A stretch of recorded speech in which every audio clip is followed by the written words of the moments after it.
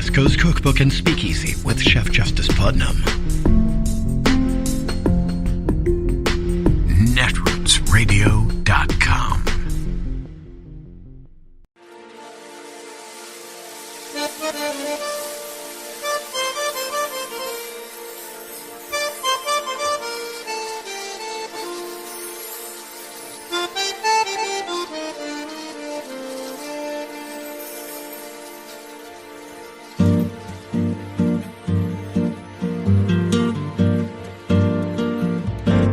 Je voudrais du soleil vert, des dentelles et des théières, des photos de bord de mer, dans mon jardin d'hiver.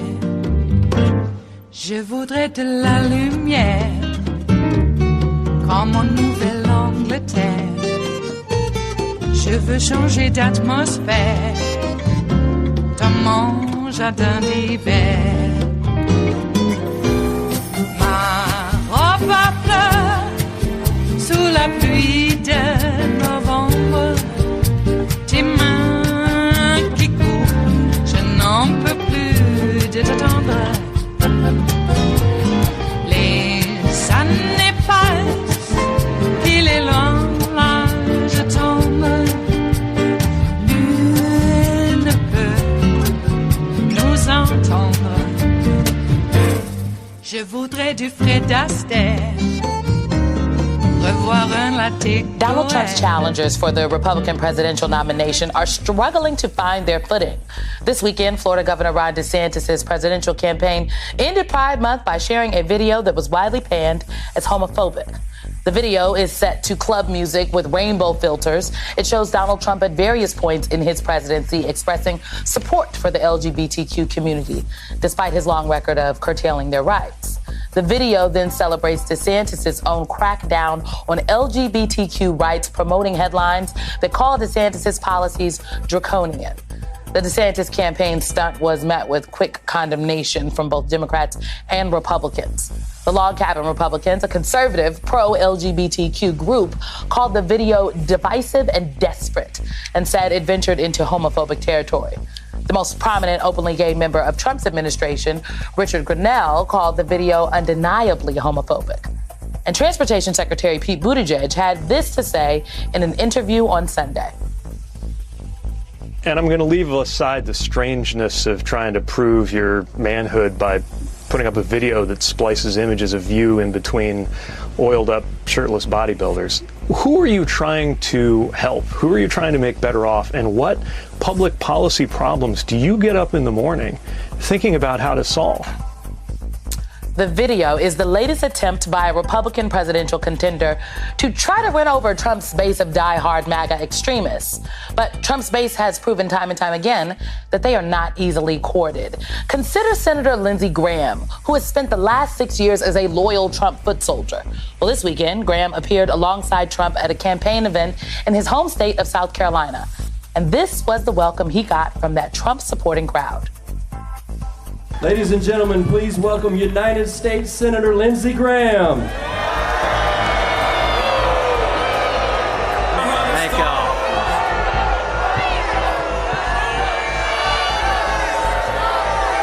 Welcome to Pickens. Thank y'all for coming. Thank you very much. Thank you. Every campaign strategist's nightmare. Joining us now are former Republican Congressman Carlos Corbello and Politico White House correspondent and playbook co-author Eugene Daniels. Carlos, let me start with you. How much do base Republican voters actually want their candidates to go after the LGBTQ community? Look, Simone, there is a segment of the Republican primary electorate that finds this in some way attractive, can get behind this. It is a minority of the Republican electorate, but Ron DeSantis is clearly trying to do everything possible to catch up with Donald Trump. Now, at the end of the day, this is a fool's errand. Number one, it's wrong. It's very divisive. Donald Trump, for all of his flaws, I can tell you from personal conversations with him, doesn't have anything against the LGBT community, believes in equality. And for Ron DeSantis to attack him on this when there's so many issues to attack Donald Trump on is just a shame. Now, politically, the problem is that in a general election, swing voters in swing states and swing districts outright reject this kind of rhetoric, this kind of divisiveness, this kind of speech. So while Governor DeSantis might be trying to do himself a favor in this primary, trying to pick up some votes wherever he can, he's really setting himself up for failure if he actually gets past the primary. DeSantis is foray, if you will, wading into these divisive waters that he regularly swims in, if we're just going to be honest. It's like red meat for the 35%. Then you've got folks like former New Jersey Governor Chris Christie, and I think that he recently had one of the better Republican answers when it came to discussing the LGBTQ community. He framed decisions about trans health care for children as a parent's decision and not the government's. And I frankly think that he demonstrated you can give an answer that doesn't contain red meat. Can you survive a Republican primary that way, though, Carlos, in this particular climate? These days, it really doesn't seem so, Simone. It's an experiment. Chris Christie's conducting it. He's not getting a whole lot of traction right now. But, again, for all of his flaws, you hear Donald Trump out there talking about abortion, for example, criticizing Ron DeSantis for the 6-week ban in the state of Florida. Even someone like Donald Trump, who has obviously adopted many extreme positions, understands what it takes to win and understands that you can't disqualify yourself entirely in a general election by taking these extremist positions, by saying things that swing voters in a lot of those districts that since the Republican trifecta of 2016 have gone Democrat.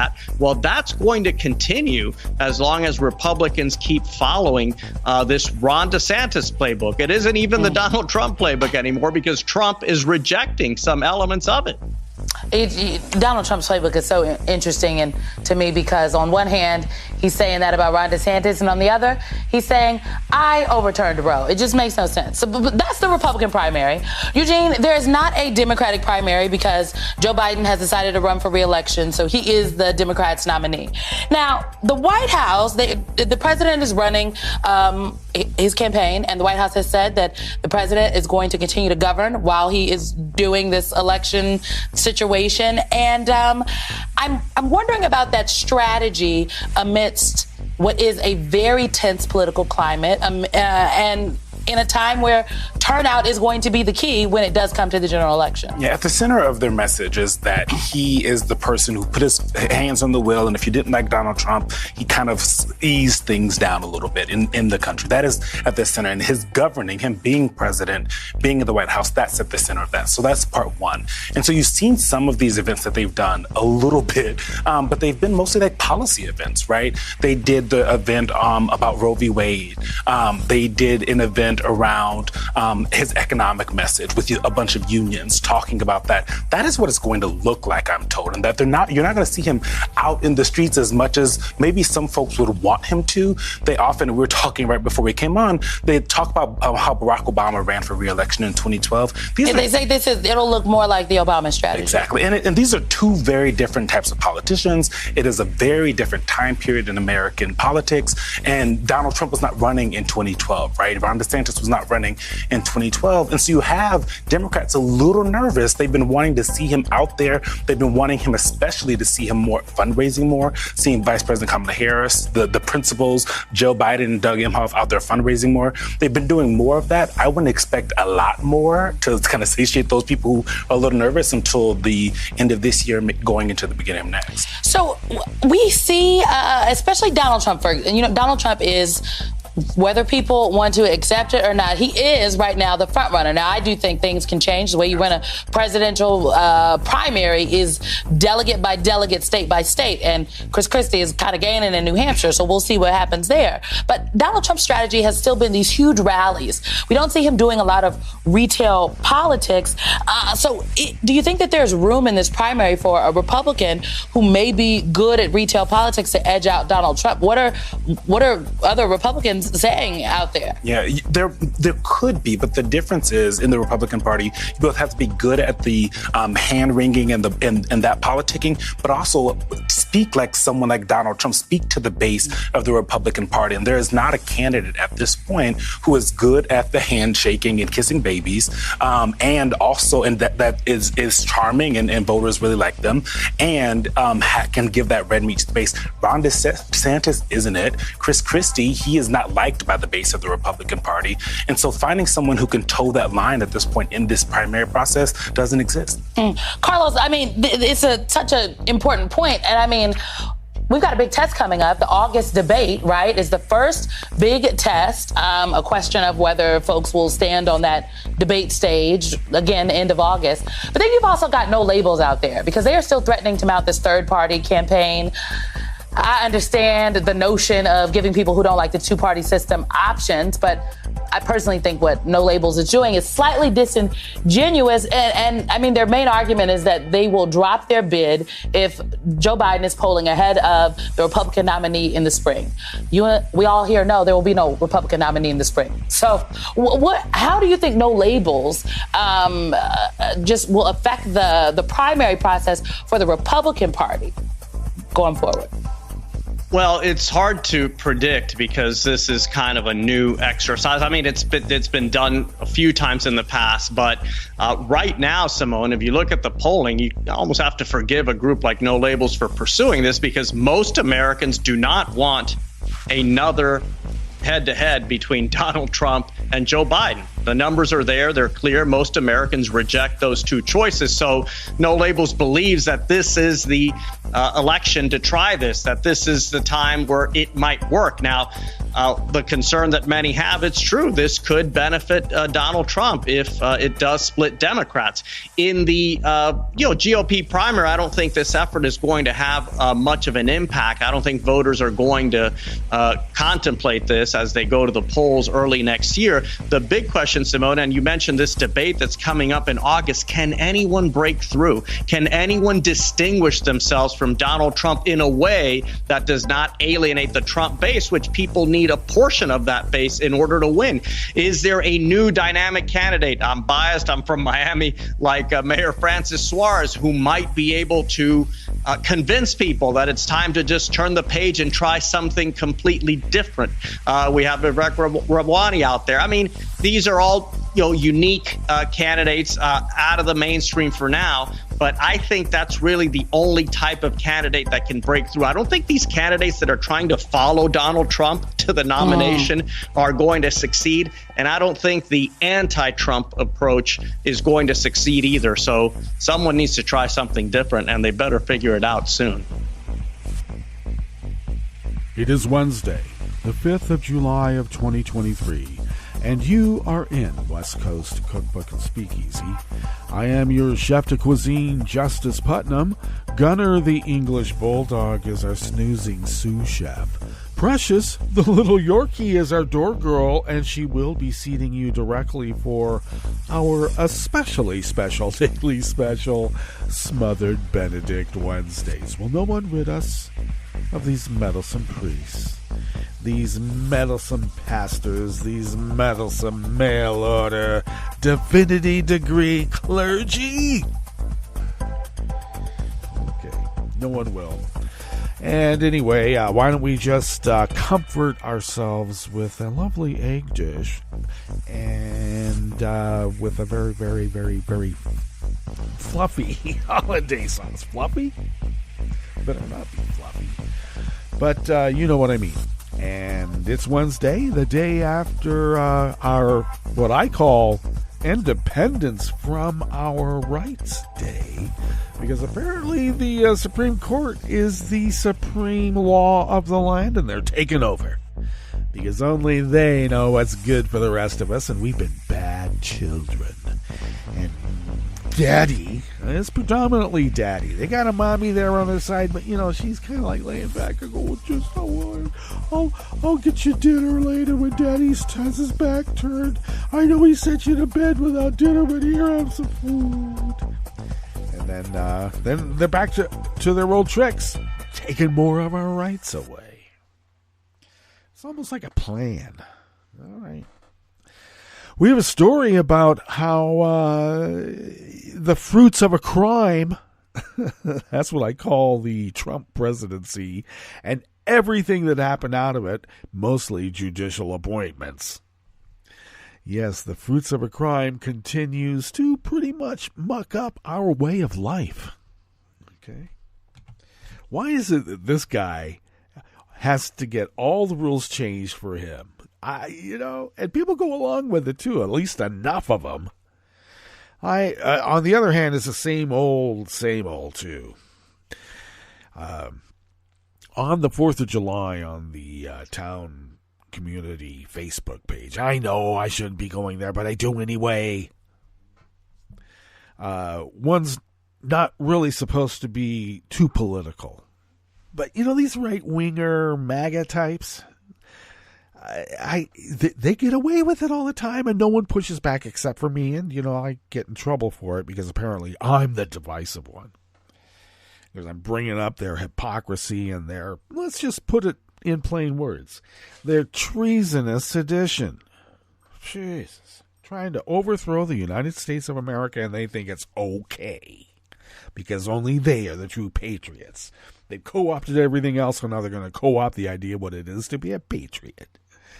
Anyway, the old Bircher argument about that this is a constitutional republic, not a constitutional democracy, and we got proof. Yeah, all right. They cite Madison, not even reading all of Madison. If you're going to do that, then do it. And then, as an aside, you got Josh Hawley putting words into not Tom Paine. Was it Tom Paine all of a sudden? It's Patrick Henry. I'm sorry. It's taking me a little while. Quoting Patrick Henry as giving, the idea, the proof that this whole constitutional, whatever it is, republic, as they say, not a democracy. Democracy's a bad word. What was predicated upon Jesus Christ and all this other BS. And it turns out, no, that's not a quote from Patrick Henry. That's a quote from a magazine called The Virginian, in an article in The Virginian back in 18 whatever. I think 54. I might be a little off on the date, but you get the gist of what's going on here. Josh Hawley perpetuates a lie. I get this Bircher argument that's been, put out there by Birchers since they became Birchers. And what was the Bircher response from the Bircher who said that it's a constitutional republic and I approve? Is that I gave the typical socialist response. Socialist, I'm a socialist. It's the N-word to them, and that's what I told them. If you're going to use it as a pejorative, I mean, that's your N-word. You don't even know what socialism is. I don't really know very many socialists and commies that, have some capital investments. I'm just saying. The definition of capitalist? I like free enterprise, but sometimes you fall into stuff. It's not my fault. It's not. Anyway. Oh, that's the kind of mindset we have to put up with. People who believe anything. And then we're supposed to be on the same equal footing in terms of debate. That their argument that is predicated upon lies and subterfuge has the same equal footing as those of us who, really try to rely on truth, liberty, and the American way. Jeez. I thought profligate behavior was supposed to be a bad thing, but it's only a bad thing if you can assign it to a socialist commie. Jeez. Look, these Moms for Liberty Nazi Frauen, and thank you out there for reminding me that Frauen is the plural of Frau. You know who I'm talking to and about. Anyway, I think they're rather repressed. And you know what I mean. They're housewives, right? I think they sit around with their little coffee clutch and they got a little bit too worked up. That's what I think. And they're going to show everybody who's the boss, and they are. They are now behind the effort to ban the classics. Yes, in Florida. Is it in Florida or is it in Wisconsin? Missouri? I don't know. They're banning books right and left. Banning the classics. I guess I mentioned this yesterday. I know, if you had listened. They banned Madame Bovary, and I guess because there's sex in it. Sex. It's always about sex with these people. You got DeSantis out there, with the... What is it about all these guys? They're like homoerotic stuff, and they don't even realize what they're doing. Yeah. Okay. All I know is that all you need to do is stumble into a couple of leather bars in a gastro, and you'll change your idea about being a little too masculine in the world out there.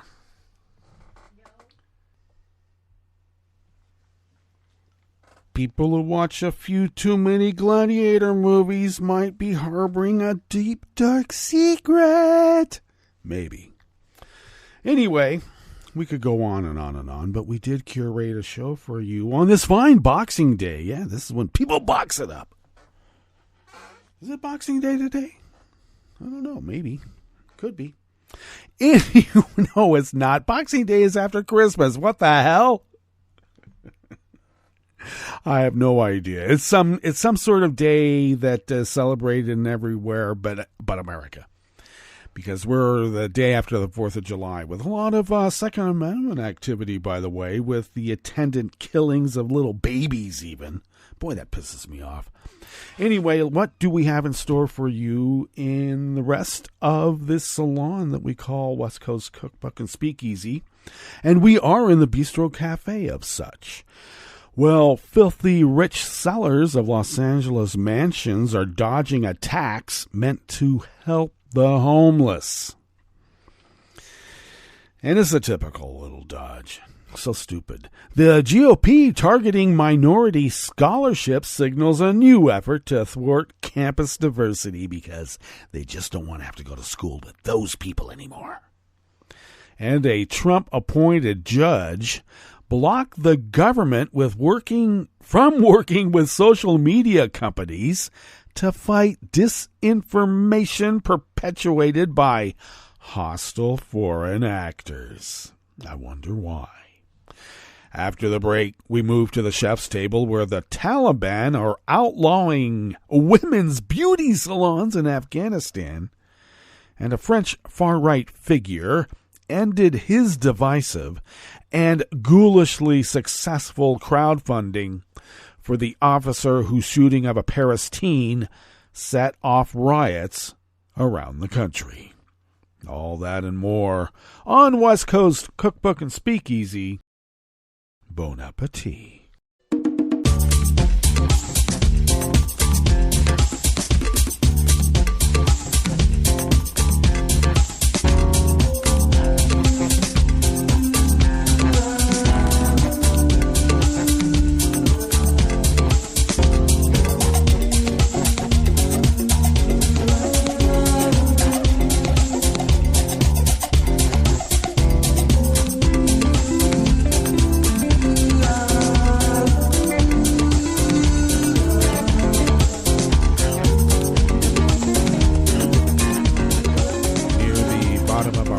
homepage at netrootsradio.com. To the right of the page is the chat room link, and the chat room is monitored by Kelly Lincoln, though busy as she is, and she takes care of that, and we thank her for doing so. She will also be attending Netroots Nation this year in Chicago, and we look forward to her dispatches from Chicago. Hopefully they're not going to be flooded out anymore. Thank you, Kelly, for everything that you do. If you would look across the page from that chat room link near the bottom of our homepage at netrootsradio.com to the left and down just a skosh, you'll notice the link to our Patreon page. And we make this plea every day that we have West Coast Cookbook and Speakeasy, and I'll tell you why. Because though it seems that we're a threadbare operation, because we are, we actually pay our bills, and we pay our bills because you help us. And without your help, it would be almost an impossibility. But thank you for helping us pay those bills, because we found that when you pay your bills, sometimes you can fly under the radar and get away with a lot.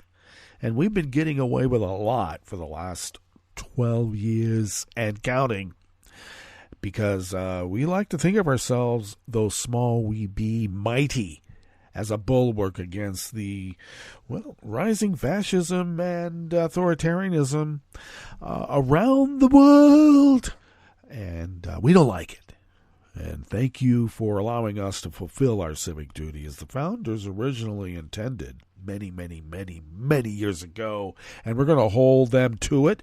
And if they, with the other capital T, think that they can get away with it, well, maybe they're not.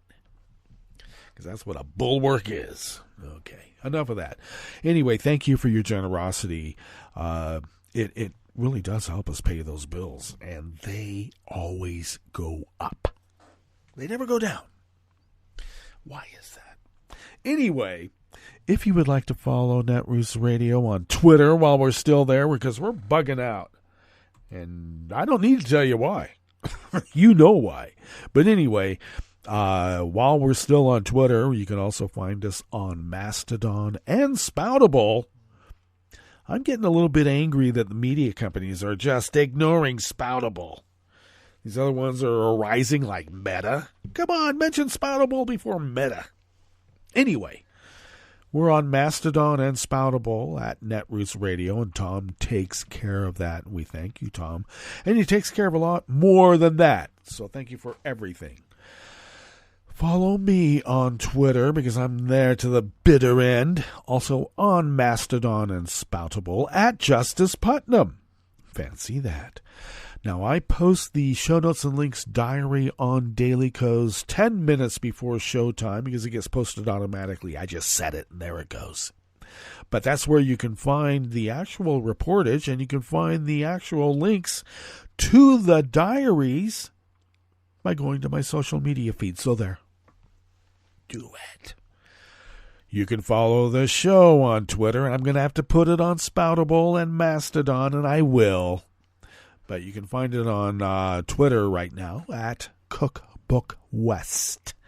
And most importantly, do pick up podcasts by way of Spreaker, TuneIn, iHeart, YouTube, iTunes, not Stitcher anymore. Because SiriusXM is, I don't know, they got their own thing, and I don't know. Usually you can find podcasts anywhere in the world.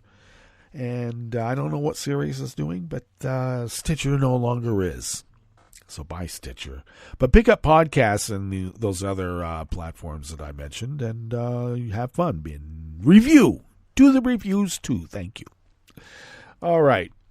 What do we have in store for you in this first offering? Well, I'll tell you, Erica Werner from the Washington Post brings us this first offering in the Bistro Cafe of West Coast Cookbook and Speakeasy. A tax on mansion sales in Los Angeles that was intended to raise millions to fight homelessness, well, it hasn't quite worked out that way. Instead, wealthy Angelinos, that's what we called ourselves when we lived in Los Angeles back in the day, and that's what they call themselves today. Wealthy Angelinos rebelled putting the brakes on sales of homes priced at $5 million and above, those targeted by the initiative, with the result that the tax has raised far less money than expected since taking effect on April 1st. Well, maybe that's why it is a fool's errand, going after wealthy people's money. The money is intended for eviction prevention, tenant outreach, emergency assistance, affordable housing acquisition, and more. Backers of the tax, which passed via a ballot initiative with 58% of the vote, say they expect sales to pick up once the real estate market adjusts to the change, but taxpayer rights groups and landlord organizations have filed suit to stop the tax. Shocking! And until the litigation is resolved, some owners will hold off selling, and city officials will proceed cautiously on spending money they might end up giving back. Meantime, debate over the legislation has laid bare the vast gap between the rich and the poor that's come to characterize life in Los Angeles and much of the country in recent years. The city's homelessness crisis, with more than 40,000 people living on the street, is related to a shortage of affordable housing so severe that even some with jobs cannot afford to rent property, much less buy it. Problems that the so-called mansion tax is intended to address. The homeless population increased by 32% from 2018 to 2020. Who was president then? But has grown more slowly in years since. According to the Los Angeles Homeless Service Authority, Los Angeles has long been a land of extremes, but homelessness may be the ultimate test of whether the liberal dream factory that makes entertainment for the globe can resolve a crisis of humanity in its own backyard. Well, that's written by somebody from the Post. I wonder where they got it. Opponents argue that a $5 million home can hardly be called a mansion in Los Angeles these days, when the super rich reside in properties with price tags of $20 million and above.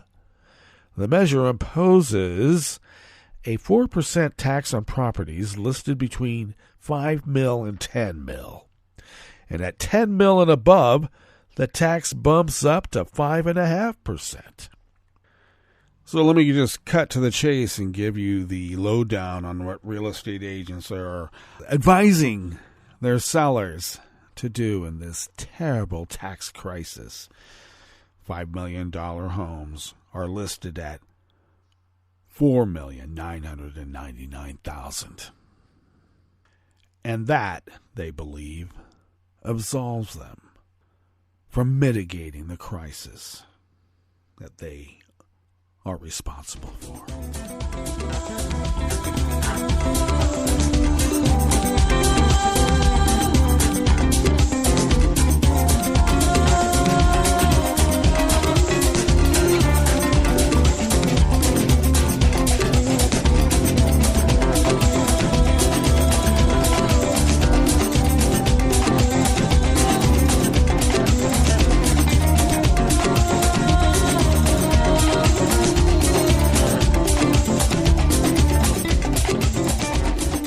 Next offering here in the Bistro Cafe of West Coast Cookbook and Speakeasy Smothered Benedict Wednesdays comes from the Readout blog on MSNBC. The GOP, and it's by Jahan Jones at the Readout blog. All right, the GOP's war on racially diverse college campuses was never going to be confined to the party's war on affirmative action. In fact, Republican efforts to ban diversity, equity, and exclusion programs on college campuses, curb free speech around progressive causes, and restrict classroom discussions on social inequality all limit higher education from becoming more amenable to students, particularly non-white students. Now it appears Republicans are setting their sights on another tool used to foster campus diversity: minority scholarship programs. Last Thursday, the Republican Speaker of the Wisconsin State Assembly suggested he'll move to ban grants designated for minority undergrad students.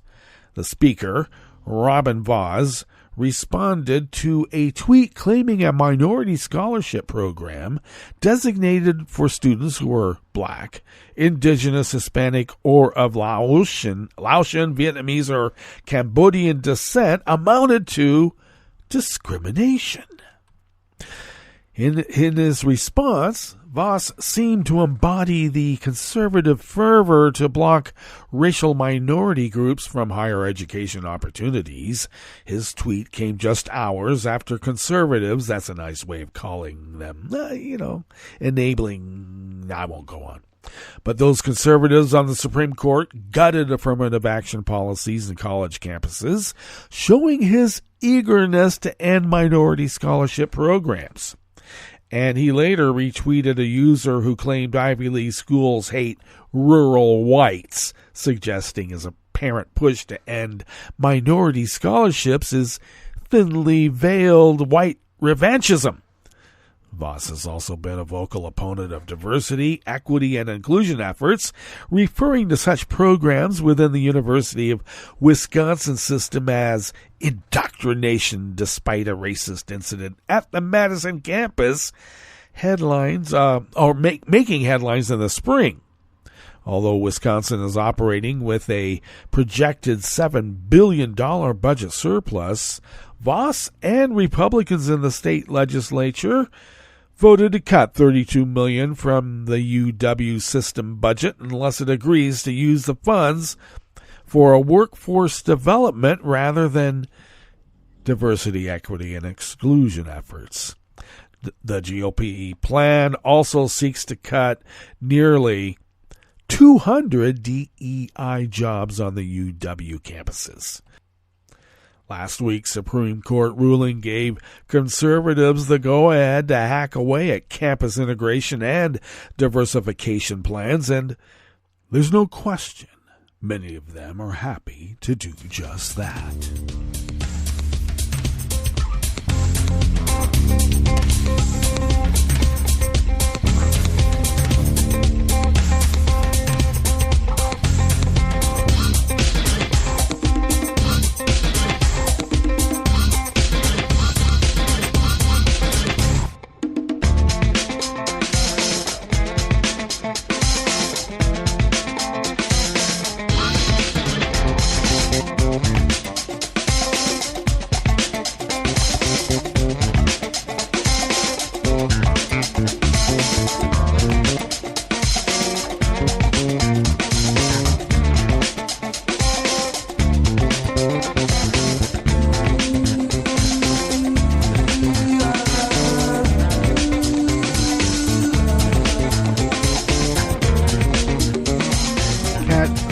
Krasuski of the Washington Post brings us this final offering here in the Bistro Cafe of West Coast Cookbook and Speakeasy.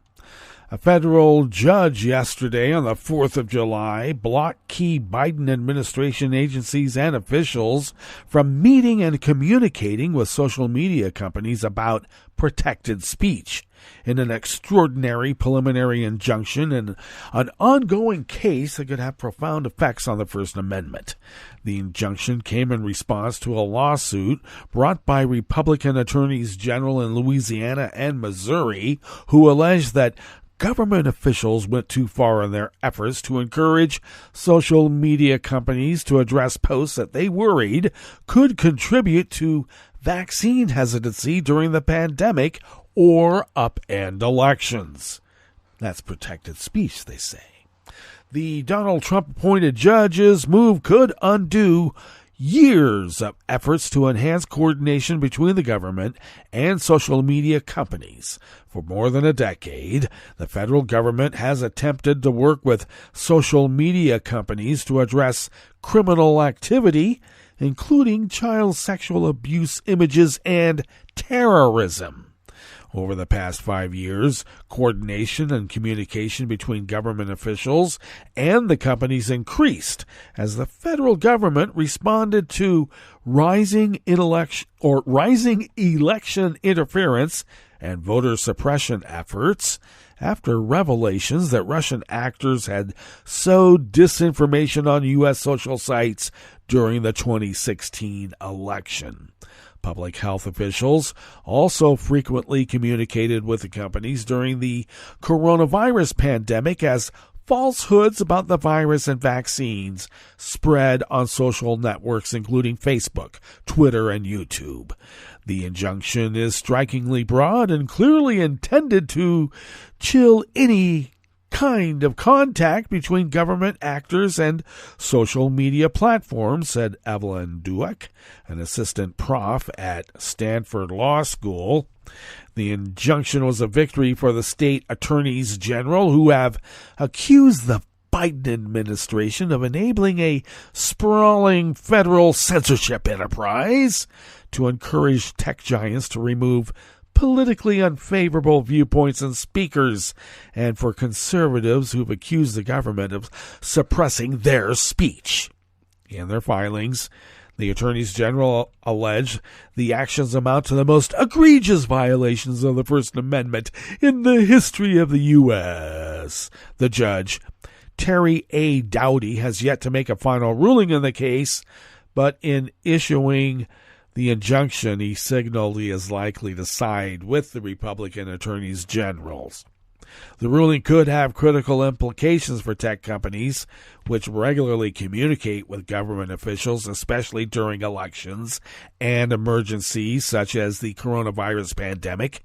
In his order, the judge made some exceptions for communications between government officials and the companies, including to warn them of national security threats, criminal activity, or voter suppression. Duke said the list of exceptions underscored that there were difficult issues at stake in the case, but the order lacks clear guidance about where the lines are. Well, there's more at that article, so I suggest that you take it in. And we need to go to our break, and when we get back from that break, we will go through weather from around the world, and we will finish up with the stories that we have curated for you today. You are listening to West Coast Cookbook and Speakeasy, and we will be right back. You are listening to netrootsradio.com. Please hang up and try again.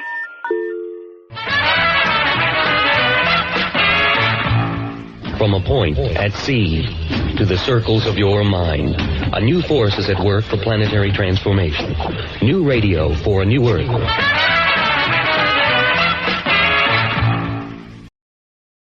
This is Take Two Movie Review. I'm Kim Lowe. This week, Asteroid Impact. As anyone who's ever fallen down a rabbit hole on Pinterest knows, Wes Anderson productions are so distinct that they've inspired lines of houseware items and furnishings. Yeah, really.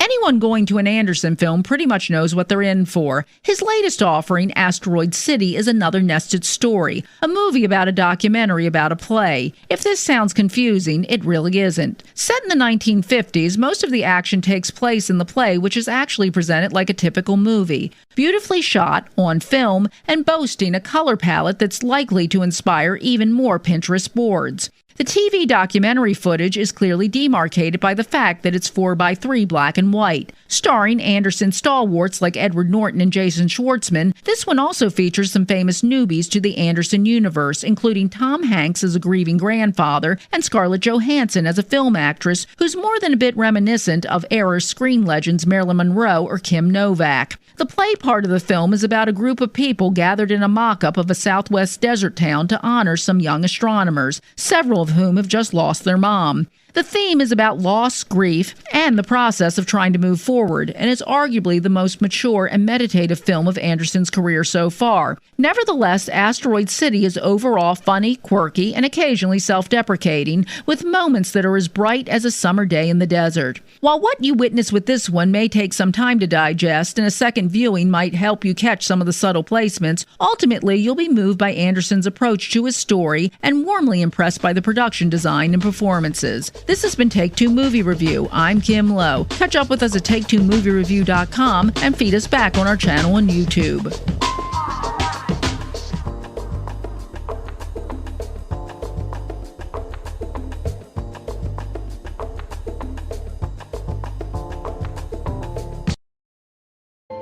This is the story of a very special woman. In a matter of seconds, she turned herself into a great mathematician or an entrepreneur. Her knowledge was limitless and still is. She could also make monsters disappear, especially those that lurked in the shadows under the bed. Once, this woman put back together a teenage girl's broken heart, which had been shattered in 1,000 pieces, just by giving her a bear hug. She masqueraded as a regular person at work, but as a superhero at home. Everyone knows her as Gabriella. I still call her Mom. Your hero needs you now, and AARP is here to help. Find the care guides you need to help, complete with tips and resources at aarp.org/caregiving. A public service announcement brought to you by AARP and the Ad Council. Wake up and text. Text and eat. Text and catch the bus. Text and miss your stop. Wait. Text and be late to work. Sorry, I'm late. Text and work. Text and pretend to work. Text and act surprised when someone calls you out for not working. Who, me? Text and meet up with a friend you haven't seen in forever. Hi. Oh, hey. Text and complain that they're on their phone the whole time. Text and listen to them complain that you're on your phone the whole time. Text and whatever. But when you get behind the wheel, give your phone to a passenger. Put it in the glove box. Just don't text and drive. Visit StopTextsStopWrecks.org. A public service announcement brought to you by the National Highway Traffic Safety Administration and the Ad Council.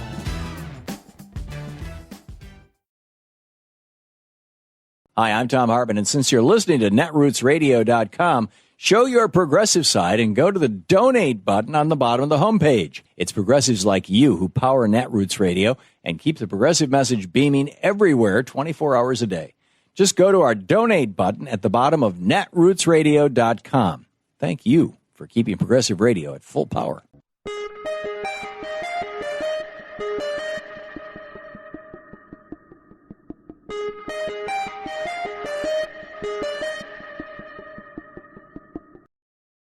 Does a criminal defendant still have the right to confront their accuser? I'm Bill Newman, and this is the Civil Liberties Minute. Consider Adam Samia and Carl Stillwell, who were tried together for murder. After the killing, Stillwell confessed to a federal agent that although he had been at the scene of the crime, Samia had shot the victim. The prosecutor wanted the jury to hear the confession. But the Sixth Amendment guarantees a defendant the right to confront, that is, to cross-examine, his accuser. And here, Samia's accuser was the co-defendant Stillwell, who wasn't going to testify, which meant that Samia couldn't cross-examine his accuser. The judge's fix, that's in air quotes, have the federal agent who read Stillwell's confession to the jury substitute the word person for the name Samia, which fixed nothing because it was 100% clear that person referred to Samia. But when the Supreme Court decided Samia's case in late June, the majority held that as long as Samia's name was not read, his inability to confront his accuser didn't matter. Really, they said that. They also ruled that the judge's instruction to the jury to not hold Stillwell's confession against Samia, that is essentially to unhear what they just heard, cured the prejudice. 3 justices dissented. They said that for co-defendants in a joint trial, the decision meant that the precious constitutional right to confront your accuser had become, quote, a shell of its former self. The Civil Liberties Minute is made possible by the ACLU because freedom can't protect itself. I'm Rick Smith, and this is Labor History in 2. On this day in labor history, the year was 1888. That was the day that the spark was lit that touched off what came to be known as the Match Girls strike in East London. The Match Girls were workers at the Bryant and May Match Factory. Matches were in high demand. The workers struggled under horrible conditions. If the workers were late, they were fined a half-day's pay. For 14 hours a day, they toiled. The factory used white phosphorus that contributed to a bone cancer known as phossy jaw. Both Sweden and the United States had banned the dangerous phosphorus, but it was still legal in England. The plight of these workers caught the attention of Annie Besant. Annie was a socialist and women's rights activist who wrote for a weekly newspaper called The Link. She published an article about the deplorable conditions in the match factory. Outraged, the managers demanded their workers to sign a statement saying that Annie Besant's story was false. When one worker refused, she was fired. In response, 1,400 match girls walked off the job. Progressive newspapers across England called for a boycott of Bryant and May matches. From there, the women formed a union and asked Besant to serve as their leader. For 3 weeks, she helped the strikers with their work action and to negotiate with management for safer working conditions. The company agreed to hire back the workers who had been fired. They also agreed to drop the harsh fining system, but they would not stop using the dangerous white phosphorus. In 1891, the Salvation Army opened up its own factory using a less dangerous type of red phosphorus. Finally, in 1901, Bryant and May, under public pressure, stopped using the white phosphorus. Like what you hear? Check out more at laborhistoryin2.com.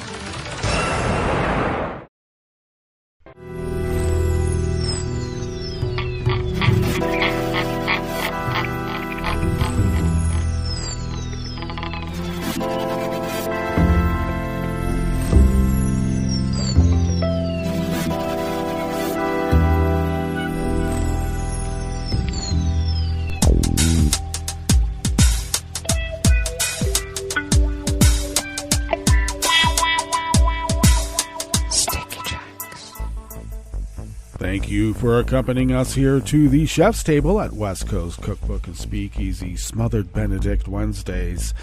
We always begin weather from around the world along the banks of the Rogue River in the Rogue River Valley of Southern Oregon on the west coast of the continental United States of America, where it is currently 60 degrees Fahrenheit and we're expecting highs around 100. Winds will be out of the northwest at 5 to 10 miles per hour with obviously sunny conditions throughout the day. Clear skies overnight with lows around 60. Winds out of the west-northwest at 5 to 10 miles per hour. And then a mainly sunny sky tomorrow, and it looks like we're going to have a cooling trend. We're only going to be in the mid-90s. Winds out of the west-northwest at 10 to 15 miles per hour. Oh, a scouring. Grass pollen remains high here in our little village of Rogue River. The air quality index for the region is in the good range at 33 parts per million, and that daytime UV index remains very high at level 9. Barometric pressure is just now falling at 29.91 inches. Visibility is up to 9 miles, and relative humidity is at 56%. Weather from around the world is brought to you by a crowd of crowdsourced weather stations that a crowd crowdsources from around the world, and that's why it's called, and that's why it is, the Weather Underground. Let's see, the weather station in London is registering 68 degrees and mostly cloudy. Paris is 70 degrees and partly cloudy with a thunderstorm advisory, and boy do they get them this time of year. Rome is 88 degrees and sunny. Kyiv is 84 and mostly cloudy. Kabul is 73 and clear. Hong Kong is 85 degrees and fair. Tokyo is 76 degrees with rain. Sydney, Australia is 48 degrees and clear. You know they're in their winter. San Francisco, California is 56 degrees and cloudy with a small craft advisory on the bay because of wind. And New York is 85 degrees Fahrenheit, sunny with a stray shower or thunderstorm is possible. Winds out of the west-southwest at 5 to 10 miles per hour. And that is weather from around the world, brought to you by a crowd of crowdsourced weather stations that a crowd crowdsources from around the world.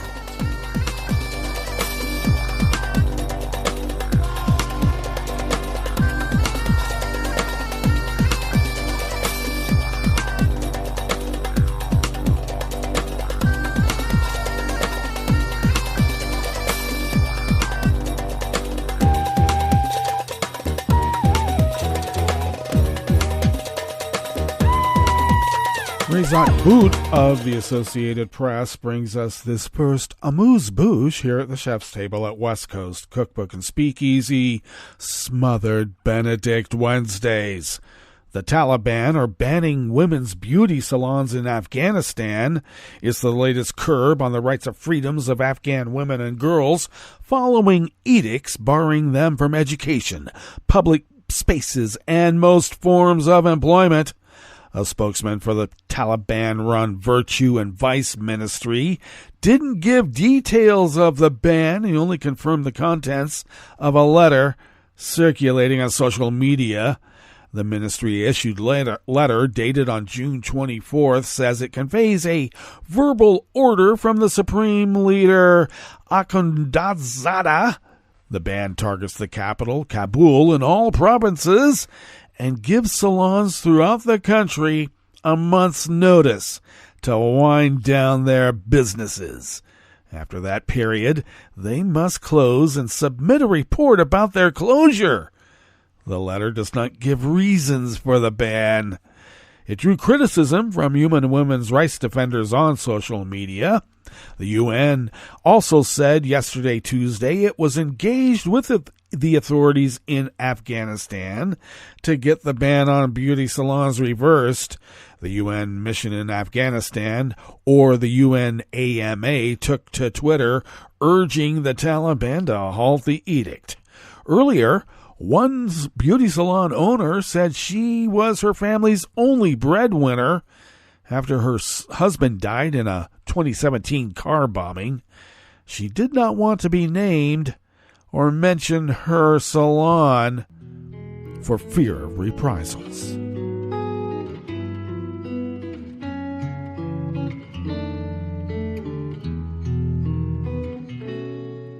Je te donne c'est mon amour pour la vie entière. La promesse de me trouver à tes genoux. Aussitôt que tu m'appelles, rester toujours fidèle. C'est tout, c'est tout. Je te donne tous mes printemps, mes étés de mer. Mes automnes, quand les feuilles tombent partout.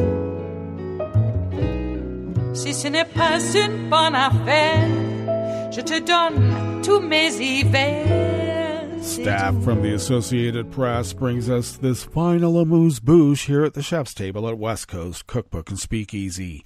A French far-right figure behind a divisive and hugely successful crowdfunding campaign for the family of a police officer jailed in the killing of a 17-year-old that triggered riots around France, announced yesterday, Tuesday, that he's closing the account, which topped more than $1.63 million U.S. Criticism and plans for lawsuits have mounted around Jean Messia's GoFundMe effort, which claims that his real motive was to spread a message of hate and pit the far right against residents of poor suburbs with a high rate of people of immigrant origin. Even Prime Minister Elizabeth Borne has said the collection for the jailed officer's family did not contribute to calming the situation, just like Justice Minister Eric Dupond-Moretti, who warned on France Inter Radio against a possible instrumentalization. The unrest was touched off by the shooting last Tuesday of the young man identified as Nahel, who was stopped while driving a Mercedes in suburban Paris. Violence was driven by a mainly teenage backlash in the suburbs and urban housing projects against the French state that many young people with immigrant roots say routinely discriminates against them. Violence appeared to continue to ebb for a third night last night, Tuesday. However, reports emerged of the death early Sunday of a 27-year-old man in Marseille. The local prosecutor's office opened an investigation for, quote, mortal blows with use or threat of a weapon, the newspaper Le Marseille reported. The probable cause of death was a violent shock to the thorax caused by a projectile or the flashball type commonly used by French police for riot control. It was not immediately clear whether the victim, who was not identified, was in the area of the riots and pillaging the night of his death. The paper quoted the prosecutor's office as saying, or maybe he was just going home. Well, that brings us to the end of our broadcast period for the day, but you do know Netroots Radio broadcasts on, and we will meet up here tomorrow for Metro Shrimp and Grits Thursday. So do stay tuned to Netroots Radio all day and all night for all the breaking news as it breaks. And we will meet up here tomorrow, right here in West Coast Cookbook and Speakeasy. Bon appetit.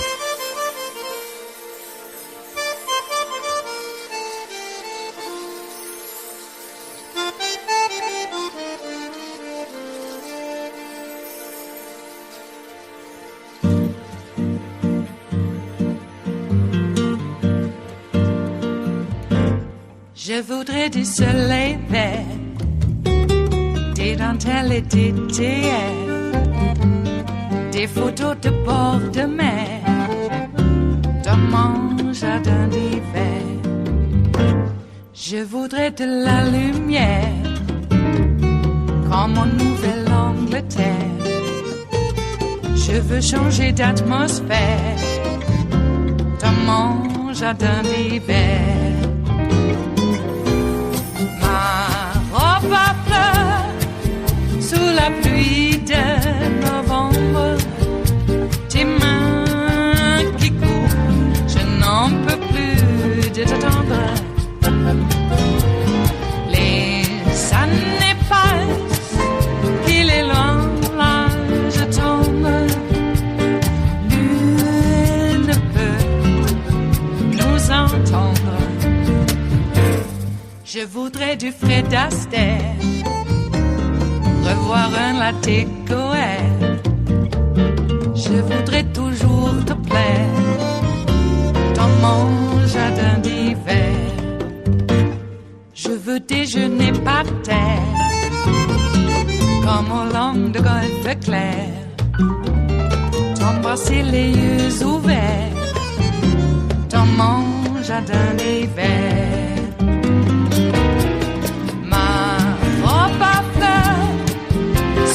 Pluie de novembre, tes mains qui courent, je n'en peux plus de t'attendre. Les années passent, il est loin, là je tombe. Nul ne peut nous entendre. Ba-da-da-dum-di-da-dum. Ba-da-da-dum-di-da-dum. Ba-da-da-dum-di-da-dum. Dans mon jardin d'hiver. Ba-da-da-dum-di-da-dum. Ba-da-da-dum-di-da-dum. Ba-da-da-dum-di-da-dum. Dans mon jardin d'hiver. Dans mon jardin d'hiver. Dans mon jardin d'hiver.